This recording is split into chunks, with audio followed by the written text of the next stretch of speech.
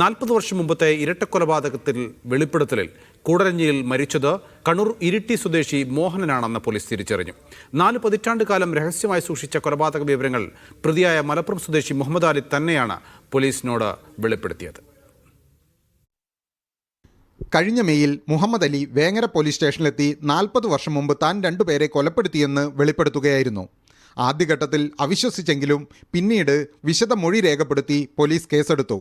തൻ്റെ 14-ാം വയസ്സിൽ 1986-ൽ കോഴിക്കോട് കൂടരഞ്ഞിയിൽ വെച്ച് ഒരാളെ തോട്ടിലേക്ക് ചവിട്ടി വീഴ്ത്തിയും മറ്റൊരാളെ നിഗമനത്തിൽ പോലീസ് എത്തിയത്.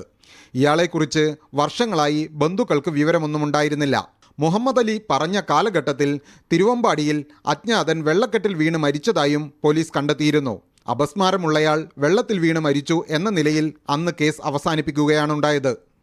മരിച്ചയാളുടെ മൃതദേഹം അടക്കം ലഭിക്കാത്തതിനാൽ DNA പരിശോധന അടക്കം നടത്തിയുള്ള ശാസ്ത്രീയ തെളിവുകൾ ശേഖരിക്കൽ പോലീസിന് വെല്ലുവിളിയാണ്. മുഹമ്മദ് അലി കൊലപ്പെടുത്തിയ 2ാമത്തെ ആൾ ആരെന്ന ചോദ്യവും പോലീസിന് മുമ്പിലുണ്ട്. KT Vibeesh, media 1, Kozhikode.